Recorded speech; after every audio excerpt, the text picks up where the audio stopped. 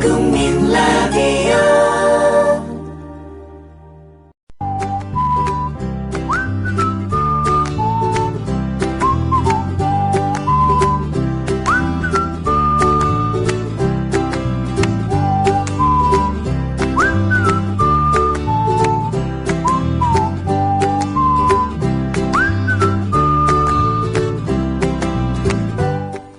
시간은 연속되지만 역사는 기록에 의존하는 까닭에 틈이 생깁니다. 이 틈에 상상력이라는 씨앗을 뿌려서 스토리라는 나무로 키워냅니다. 바로 역사소설을 쓰는 작가들이죠. 소설이니까 허구입니다. 그러나 작품 안에 실존 인물이 등장하니까 전부가 허구라고 할 수는 없습니다. 팩트와 픽션이 만나서 불꽃이 튑니다. 아이들은 방학이라고 늦잠에 빠졌고 일어나면 게임에 매달리지 않습니까? 매일 큰 소리를 낼 수도 없고 말입니다. 이런 소설책을 권해보면 어떻겠습니까? 한 권으로 끝나지 않고 방학 내내 다른 책에도 매달릴지 모릅니다. 오늘은 청소년 소설을 읽어보겠습니다.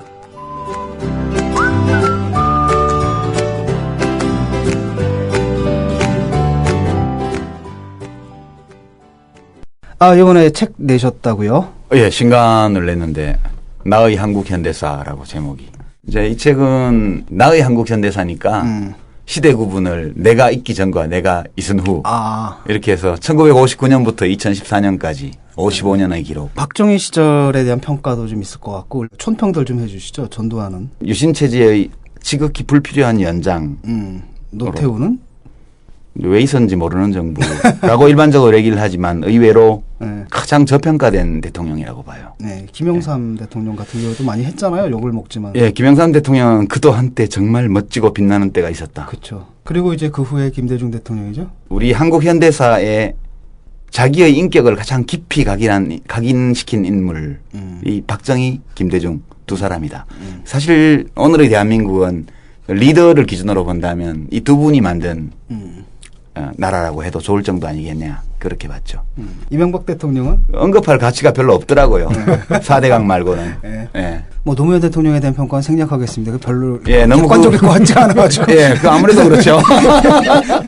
나의 한국 현대사 1959년부터 2014년 55년의 기록 도서출판 돌베개에서 펴냈습니다.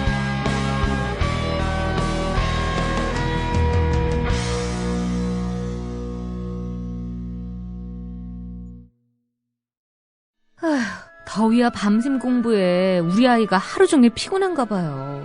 집에서 잘 때라도 편안하게 푹 잤으면 하는데. 이제 우리 아이 방을 자연 휴양림으로 만들어주세요. 피톤치드 캡슐 톡톡. 강력한 천연 항균은 기본.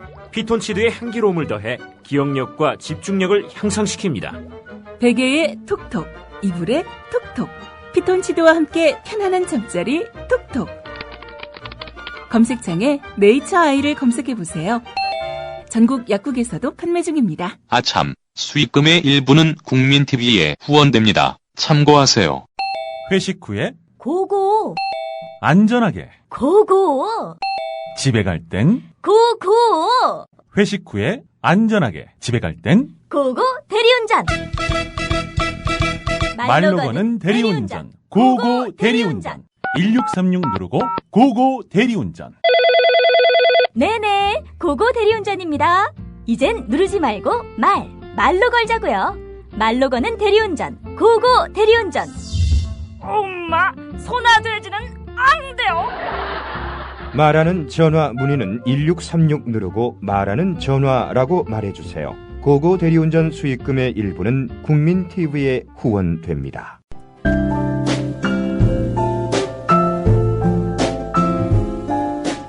뇌에는 근육이 없습니다. 책은 섹시한 뇌를 위한 체육관.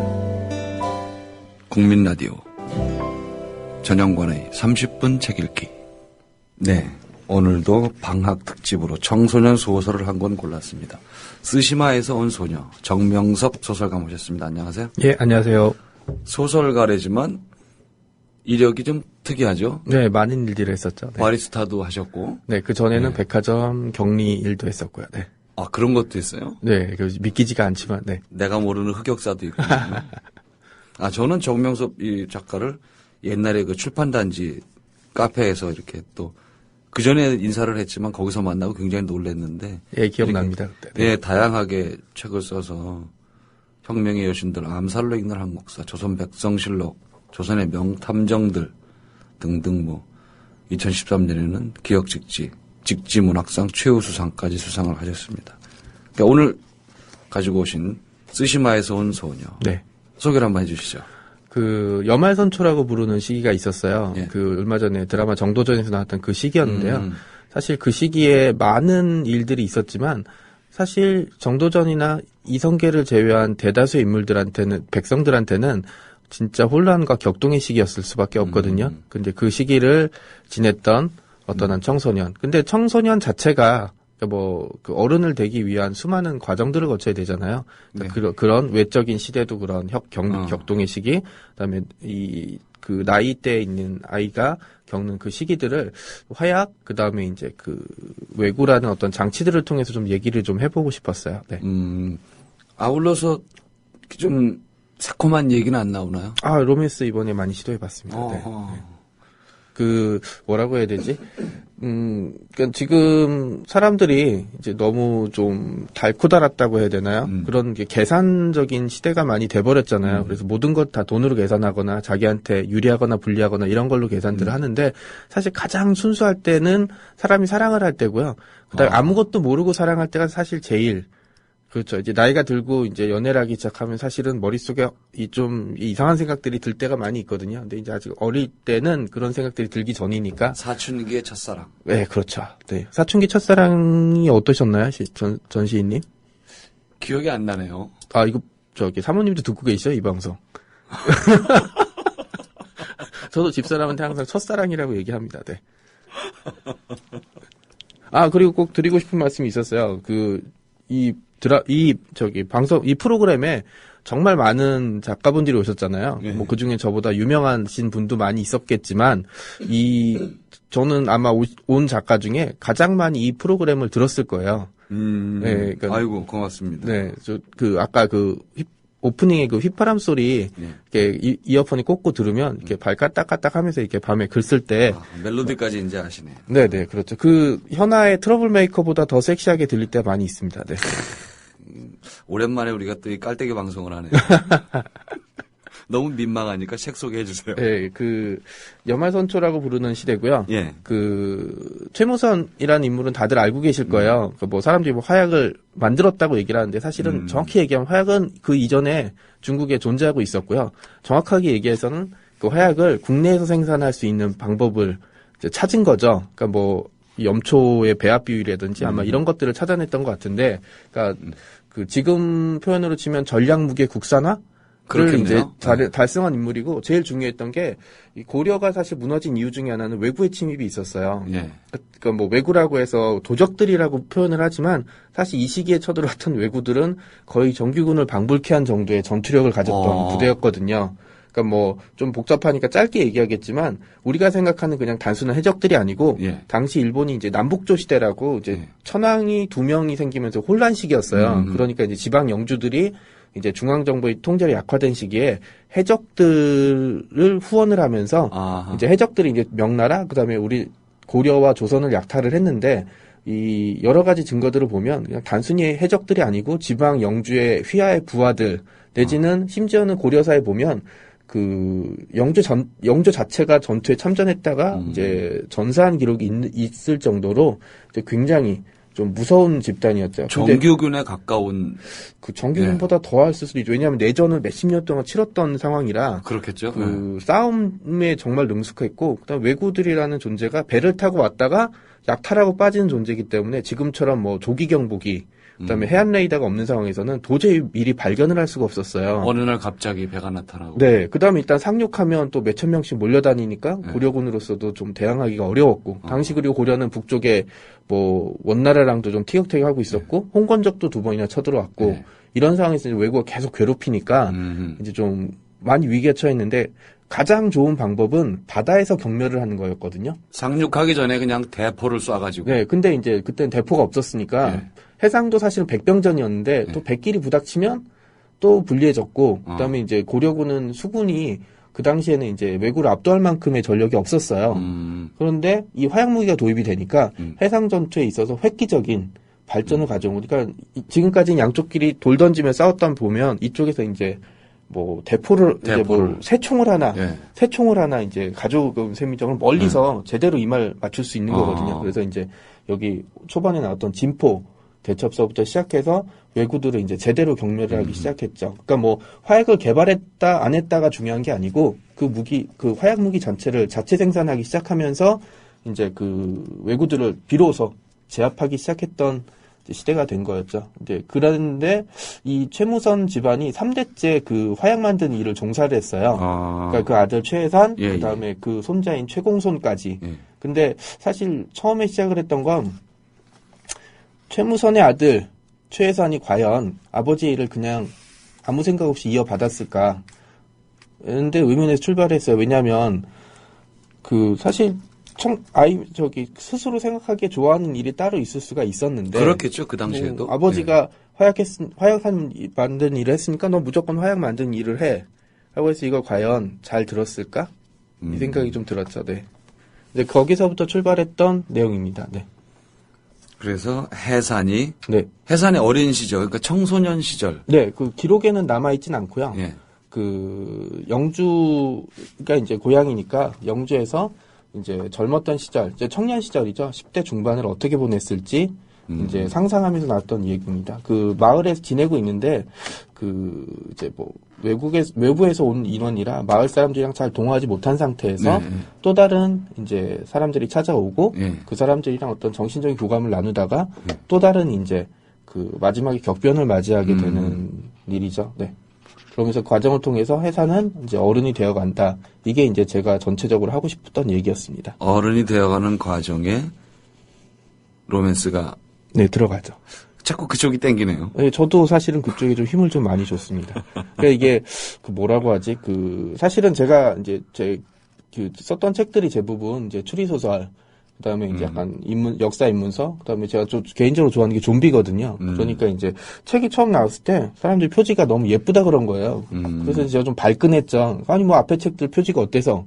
그리고 이제 집에 들어와서 봤더니 앞에 책들은 아무래도 주제가 그러니까 좀 어둡죠. 그러니까 빛깔부터 다르더라고요. 그래서 돼 있었던 거였고, 그다음에 또 그 여말선출한 시기가 굉장히 재밌어요. 이제 역사적으로 많은 변화가 있었던 시기였고, 그다음에 이제 그 영주라는 특정한 작은 동네에서 사람들이 어떻게 지냈을까 그 당시에 만 유추하면서 이제 좀 재밌게 작업을 했었습니다. 네. 이 뒷면에 있는 거를 이렇게 보면은 내림골로 이사온 설유와 설린 남매, 해산은 어딘가 신비로운 분위기를 풍기는 설린에게 호기심을 느껴 설유가 하는 글 공부 수업을 듣기 시작한다. 그 후 둘과 점점 가까워지게 된 해산. 하지만 갑자기 마을로 들이닥친 광군들은 그들을 의심하며 수사망을 좁혀온다. 설유에 대한 믿음과 설린에 대한 애정으로 둘을 보호하려는 해산은 어머니에게 아버지가 남긴 유언을 듣는데. 네. 네. 이러면서 이제 막 걷잡을 수 없어지나요? 그 로맨스가 이제 주로 들어가긴 하지만 사실은 어떤 소설이건 제 생각에는 클라이막스에는 한번 크게 터트려줘야 되거든요. 근데 모든 갈등도 끝나고 그게 이제 다음 이제 이야기를 위한 교두보가 되건 아니면 이제 이야기를 마무리 짓건 그렇게 되는데요. 사실은 이거는 이제 제가 썼던 한 5페이지 정도 된 신호를 출판사에서 정말 줄여준 건데 이렇게 줄일 수도 있네요. 네. 신기해요. 그러면 해산은 이 책 내에서 화약하고는 어떤 관계가 되죠? 그 최무선이 이제 처음에 화약을 만들고 나서 외구들을 무찌르고 나서 그 관청이 없어져요. 이제 조선이 개국하고 나서 이제 뭐 군기시에 흡수가 되는 일이 있었는데 이때부터 해산이 관직에 다시 오를 때까지 조선왕조실록이나 고려사에 최무선이나 최해산에 대한 기록이 없어요. 해산이 아들이라는 기록만 있고. 네네, 대를 이어서 했다. 근데 해산이 당연히 이제 관직에 오른 이후부터 얘기일 테니까 때, 그러니까 뭐 관직에 오른 이후에 대해서 이전에 예. 청년 시절이 어떻고 유년 시절이 어땠는지에 대한 기록이 전혀 없어요. 사실 그런 이제 공상에서부터 이야기가 출발했던 거죠. 네. 그 제가 오프닝에서 말씀드렸듯이 역사의 그 기록이 끊어진 네. 그 틈을 비집고 들어가서 네, 송곳같이. 네. 거기서 책 한 권에 또 상상의 나무를 펴오셨네요. 그 팩션이라고 사람들이 많이 부르는데 이런 건 사실은 역사에 남아있는 한두 줄의 글, 그 다음에 당시 정황, 그 다음에 이제 그 관련 기록들을 계속 보다 보면 이 사람이 기록엔 안 남아있지만 이랬을 것 같다. 이런 과정을 거쳐서 이런 결정을 내렸을 것이다라는 생각들을 좀 하게 돼 있어요. 생각들을 이제 많이 들거든요. 이제 그러면서 이제 이야기가 좀 살이 붙고 탄력을 받는 거죠. 네. 여기 또 한정영 소설가가 추천사를 쓴 걸 보니까 이 소설에는 역사의 빈틈에 스며들어 이야기를 체험하는 즐거움이 있다. 시간과 공간은 다르더라도 또래의 아이들이 어떻게 어른이 되어가는지 함께 호흡하며 체득할 수 있다면 청소년 소설의 가장 큰 미덕이 아닐까. 그쵸. 요 또래들. 네네. 나오는 해산과 또 이제 해산의 여자친구라고 볼 수 있는 설린이요. 네, 설린.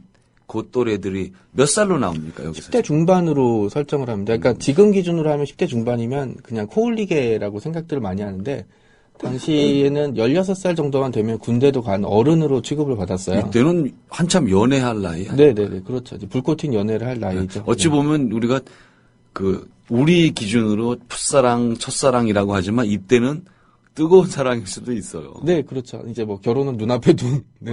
저희 어머니만 해도 18에 시집으로 오셨다는데. 저희 어머니도 20대 초반에 저를 제가 둘째인데 저를 낳으셨다고 하더라고요. 네. 깜짝 놀랄 때가 있죠. 네. 뭐라 그럴까, 청소년, 우리 이제 학생들이 방학 때 이렇게 한 번씩 읽으면서, 옛날에는 또 이런 식으로 네네. 사랑을 했다 아니면 감정 표현을 이렇게 했구나. 네. 그런 것도 알 수 있을 것 같아요. 이제 뭐 사실은 지나온 역사를 완벽하게 유추해내거나 복원해내는 건 사실 불가능에 가깝습니다. 그렇죠. 남아있는 기록도 그렇고 편향적이고 그다음에 뭐 어떻게 지내는지에 대한 자료들이 상당히 부족하기 때문에 사실은 추정을 한다고는 하지만 현대인의 시선에 맞춰서 이제 다시 재현해낸 것일 수도 있어요. 사대강처럼 그냥 자기 입맛에 맞게. 근데 그럼에도 불구하고 이런 이야기들을 쓰는 거는 사람들이 이제 항상 얘기하잖아요. 같은 실수를 반복한다. 같은 실수를 반복한 이유는 역사를 제대로 보지 않기 때문이거든요. 예, 근데 이렇게 역사를 다시 되새겨 보면서 개인적으로 어떻게 이런 결정들이 내려지고 이게 어떻게 후대에 영향을 미쳤는가를 다시 생각해 보게 되면 좀 글에 대한 천착, 그다음에 이제 사람에 대한 이제 깊이 있는 파악들을 좀 하게 돼 있죠. 네. 아울러서 제가 이제 이 책을 선정을 했던 게 흔히 우리가 이제 방학이라 그러면 공부해라. 네. 이런 말 많이 하고 이참에 못했던 거 네가 부족한 과목이 이거니까 이거 뭐 집중적으로 학원을 다녀라 이런 얘기들을 많이 하는데 역사로부터 출발한 이런 소설책 그냥 마음 먹으면 앉아서 하루 이틀 사이에 싹 볼 수 있을 것 같아요. 맞습니다. 분량이 그렇게 많은 편은 아니라서. 많지 않아서 읽다 보면은 화약에 대해서도 관심을 갖게 되고 또 지금은 우리 정원섭 씨 말씀하신 대로 여말선초의 혼란기나 이런 거 아마 학교에서 배웠을 거예요. 뭔가 그렇죠. 이러이러했다라고 배웠을 텐데 그게 또 내가 그냥 학교에서 한두 줄 배운 거하고는 다르게 있겠다 해서 어떤 친구들은 참고서를 찾아볼 것 같아요. 다른 책을.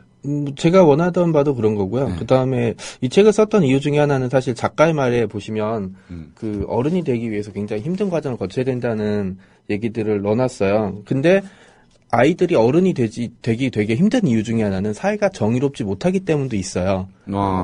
사회가 공정하고 명확한 기준이 있으면 아이들은 사실 어른이 쉽게 될 수가 있거든요. 그러니까 뭐 어른들을 본받을 수가 있으니까. 근데 지금 세월호 참사서부터 아이들이 굉장히 어른이 되기 어려운 시대가 돼버렸어요. 되게 아이러니한 게 지금 이 책에 나온 시대보다 지금은 사실 말도 할 수 없지만 과학도 발달하고 인주주의도 발달했고 기술도 발달했지만 사실 그 당시에 어른이 되기 위한 혼란이나 지금이나 사실 별 차이는 없어진 것 같아요. 더 어려워졌다고 볼 수 있거든요. 간섭도 심해지고 그다음에 이제 뭐 사회적인 어떤 문제들도 사실 이때보다 더 심해지면 심해졌지 덜해지진 않았던 것 같아요.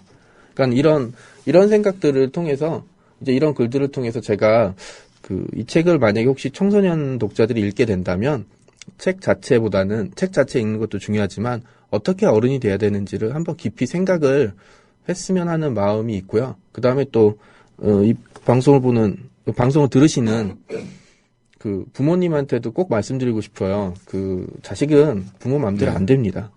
네, 제가 이거 산 표본이에요. 네. 저 큰아들이라 어머니가 저한테 얼마나 많은 압박을 주셨겠습니까? 근데 중요한 고비에 있어서 전 제 고집을 부렸어요. 그리고 지금 그것 때문에 글을 쓸 수 있게 됐죠. 그 아이들을 믿으시고 아이들한테 많은 책을 읽게 해주세요. 그럼 아이들이 좋은 어른이 될 거라고 저는 믿습니다. 더군다나 그냥 소설도 아니고 역사 소설이잖아요. 네, 이게 그렇죠. 굉장한 품이 들어가는. 네.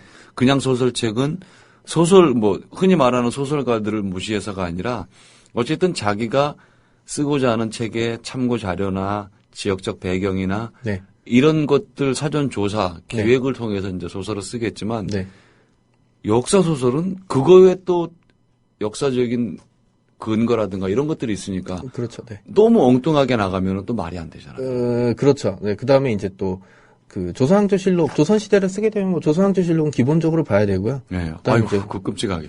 네, 근데 뭐 저기 해야죠 못 하겠어요. 네. 그리고 이제 관련 논문 뭐 서비스 잘 되니까 그다음에 저는 개인적으로 이제 작가들한테 역사 쓰신 작가분한테 많이 추천하는 건 이제 관련 세미나들이 굉장히 많거든요. 학회나. 근데 뭐 일반인도 참석이 가능하니까 참석하셔서 얘기 들어보고 논문 읽어보고 토론도 같이 하고 이렇게 하면서 이제 소양을 좀 쌓아갔으면, 왜냐하면 글을 쓰는 게 저는 마음으로 써야 된다고 믿고 있거든요. 물론 이제 저도 키보드로 해서 모니터로 보면서 치고 있지만, 그건 그냥 과정이고 저는 마음으로 글을 써야 된다고 생각을 하거든요. 그건 뭐 나오는 게 시건 에세이건 뭐 소설이건 그건 그냥 표현 방식의 차이일 뿐이라고 생각을 해요. 근데 이제 제가 역사를 선택했던 이유 중에 하나는 굉장히 재밌어요. 지금 살펴보면 지금의 반면교사가 될 수 있을 만한 사건들 굉장히 많이 찾거든요. 그렇게 되면 이제 사람은 역시 변하지 않는구나 이런 생각들을 좀 많이 하게 되죠. 네. 자기가 관심을 가지는 것, 꼭 뭐 역사 소설을 쓰지 않더라도 우리 학생들이 역사에 또 관심을, 유독 역사 과목이 성적이 좋다거나 아니면 성적이 좋음에도 불구하고 더 또 이렇게 관련 서적들을 보고 그런 친구들이 많을 거예요. 그래서 그런 친구들뿐 아니라 나머지 주변도 그렇고, 그래서 이런 책을 통해서 아니면은 지금 말씀하신 세미나 이런 걸 가보는 것도 그런 사이트 같은 건 없나요? 세미나나 이런 거를 좀 일정들이 이렇게 쉽게 찾아볼 수 있는? 저도 이제 사실은 이제 대학원에 다니는 후배의 도움으로 이제 들어가기 시작했거든요. 근데 사실은 자기가 방법을 찾기 시작하면 못하지는 않아요. 못하지는 않는데 사실은 사람들이, 그래서 제가 개인적으로 제일 싫어하는 말이 시간이 없어서 못한다는 얘기를 제일 싫어해요. 그건 게으른 거예요. 그러니까 시간이 없어서 못한다는 얘기는 시간이 있어도 안 한다는 가능성이 분명히 말씀드리고 공부 제외하고요. 그거는 시간이 없어도 못할 것 같아요. 시간이 있어도 못할 것 같아요. 이 자체가 사실은 공부인데. 제가 아버지가 일찍 돌아가셨어요. 그래서 이제 좀 어느 정도 중산층 생활을 하다가 사실 좀 어려운 생활을 했던 적이 있었는데, 어머니가 다른 거는 다 줄여도 제가 읽고 싶은 책을 안 사주신 적은 없었어요. 위대한 어머니가 또 뒤에 계시구나. 네, 그래서 제 기억에 어릴 때 집에 책이 엄청 많이 꽂혀있던 기억이 나거든요. 아울러 책을 읽으려고 했으니까 어머니가 또 그랬겠죠. 네. 근데 주변에 책이 있으면 어쨌든 읽게 돼 있더라고요. 지금처럼 인터넷이 이제 돼 있던 때는 아니었으니까. 그래서 요즘 이제 아이들이 어른이 되기도 힘들고, 그다음에 어떻게 아이들을 키워야 될지도 굉장히 고민이 많은 시대잖아요. 근데 저는 그 해답 중에 하나를 책이라고 보고 있습니다. 책을 통해서. 흔히 우리가 쟤는 참 책을 안 읽어, 책을 안 좋아해라고 말하지만 그건 어떤 계기를 못 찾았을 수도 있어요. 어느 한쪽을 탁 건드려주면 책이라는 거는, 독서는 왜 우리가 취미가 아니다라고 하잖아요. 맞습니다. 이게 일상생활이고 어쩌면 필수로 밥 먹는 것과 별 차이가 없는 행동인데, 그걸 취미라고 인정을 해버리면은 좀 문제가 생기죠. 네, 당연하죠. 왜냐하면 독서는 기본적으로 해야 되는 문제예요. 누구나 다 이렇게 봐야 되는 건데, 우리 애는 책을 안 읽어요. 걔는 책하고는 그쪽에는 아닌가 봐요. 이렇게 말씀들을 하시는 거는 아닐 것 같아요. 예, 그렇죠.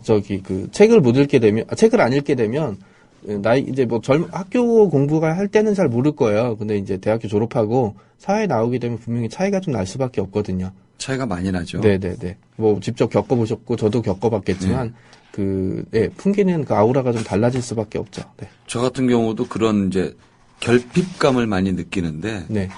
이공계 쪽에 있다 보니까 아무래도 그런 책을 덜 봐요. 네. 아무리 뭐 환경이 뭐 그래도 자기가 하면 된다라고 하지만 네네. 또 그렇지 않거든요. 숲이 나무를 그렇죠. 결정하는 네. 법이라서. 역시 시인 네. 다르구나. 화렵수가 많은 데서는 소나무가 살 수가 없어요. 야, 역시. 근데 네. 맨 주변에 계산기 두들기고 그림 그리고 이런 친구들만 있으면 아무래도 묻어가요. 그쪽. 그러겠죠, 분위기가. 네. 예, 덜 보게 되고 네. 애써서 그쪽에서는 책을 많이 보는 사람이지만 이쪽으로 와 보니까 정말 책을 안 본 사람이 돼 있는. 네, 그렇죠. 그때 많이 충격받으셨겠네요. 네, 굉장히 당황스럽고 네. 내가 우리 동네에서는 꽤 책을 보는 사람인데 네. 이쪽에 오니까 정말 내가 무식하구나. 그렇죠. 저 야구 좋아하는데 하나의 투수였던 유효진 선수가 하나에서는 에이스였는데 뭐 다저스 가면서 제3선발이잖아요. 뭐 그거 제3선발. 네네. 위대한 제3선발이긴 하지만 네. 그렇죠. 네. 그래서 지금 뭐 학생들이 이 방송을 많이 안 들으시겠지만 어쨌든 부모님들 듣고 계시리라고 보고요. 그래서 이런 가벼운 책, 소설책, 그러니까 역사적인 사실들을 논한 책들은 아마도 좀 어렵습니다. 그래서 좀 복잡하고 그렇죠. 네. 관련 근거가 네, 많이 네. 필요하고 한데 이런 소설책부터 시작을 해서 또 청소년 도서로 염두에 두고 쓴 거라서 굉장히 필체가 이렇게 부드럽습니다. 책도 이렇게 펼치면은 자간도 넓고 해서 졸리지 않게 흥미있게 이렇게 읽을 수 있으니까 이런 책들 한번 권해주시면은 단초가 제공이 될 거예요. 그 다음에 뭐 청소년 소설이라고는 하지만 사실은 어른들도 같이 읽을 수 있도록 이제 돼 있고요. 저는 어쨌든 뭐 장르 소설 대중들이 읽기 쉬운 장르 소설을 쓰는 작가이기 때문에요. 사실 그 부분은 제가 놓칠 수 있는 부분은 아니거든요. 그러니까 뭐 편하고 이제 뭐 딱딱하지 않게 썼으니까 그냥 옆에 두고 시간 날 때 틈틈이 읽어주시면 대단히 감사한, 고맙죠. 네. 엄마랑 딸이 같이 읽고 얘기를 해보는 거. 네, 그렇죠. 요즘 이제 세대 간의 대화가 많이 단절돼 있는데 이걸 가지고 또 한번 하고 이렇게 돼서 제 경험인데 이렇게 돼서 된 이제 문제를 알게 된다. 시험에 나오면 절대 안 틀립니다.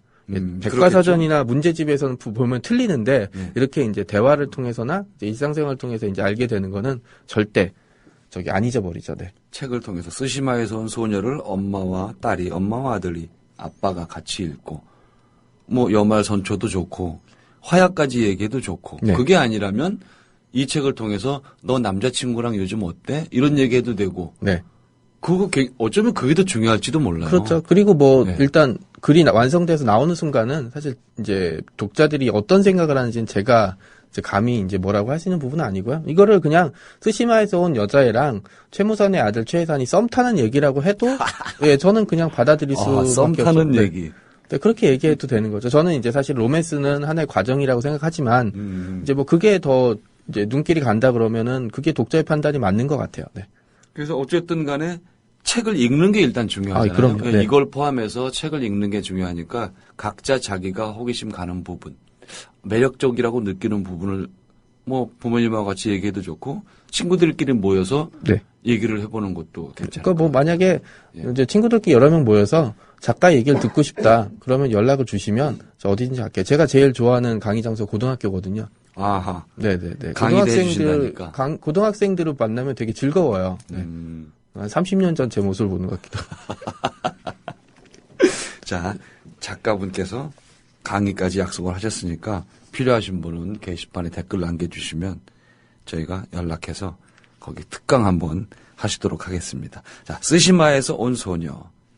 좋은 책, 방학 때 학생들이 이 책을 통해서 사랑의 눈을 떠도 좋고 역사의 눈을 떠도 좋겠습니다. 그래 눈 떠주면 더 고맙죠. 예. 네. 네. 오늘 좋은 말씀 감사합니다. 감사합니다. 예. 네, 오늘은 좀 특별한 클로징을 한번 해보겠습니다. 책의 주인공인 해산과 설린 이 둘의 풋사랑을 생각하면서 들으시면은 좀 더 달달할지도 모르겠습니다. 을라미만 보면 웃음이 났다. 동네 형들이 상고머리 지집에 뭐 좋으냐고 물으면 그냥이라고 대답했다. 진짜 그냥 좋았다. 빨래비누로 머리 감고 탈탈 털며 심부름 가던 모습하며 흰색 타이즈 빵꾸 났다고 찡찡 울 때는 나도 괜히 슬펐다. 아버지 지게 넘어뜨린 것처럼 얼굴이 화끈거렸다. 을람이 가슴이 꿀종지만 했었다. 솟았는지 멍울인지 분간도 할 수 없다가 소낙비 맞고 뛸 때 보면 볼록한 것도 같았는데 을람이 가슴 어느새 사발 2개 엎어놓은 것 마냥 불룩해졌다. 10월이 먼 중학교 가더니 종아리만 굵어진 줄 알았다. 열무 나르고 고구마 캐느라 고단했을 건데도 허리는 가늘어졌다. 을람이 앙큼한 지집에 내가 외양간 담벼락에 밀어붙였을 때 자기가 먼저 눈 감더라. 누렁이도 뭘 아는지 음매소리 한 번 없더라. 을람이만 보면 좋았다. 을람이는 나만 보면 웃었다. 쫑알쫑알 뛰어다니는 고사슴 적막하고 감나무는 딸 사람이 없어 낮에도 발간 등을 켜놓았다. 까치도 알아챘는지 서두르지 않는다. 지집에 입에서 수박 냄새가 났었는데.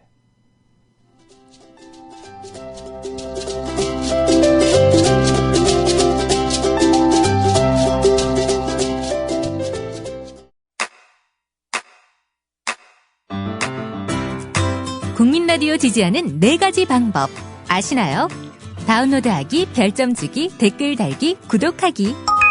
국민라디오를 보다 많은 이들에게 전할 수 있는 가장 손쉬운 방법. 다운로드하기, 별점 주기, 댓글 달기, 구독하기. 잊지 마세요. 다운로드하기, 별점 주기, 댓글 달기, 구독하기.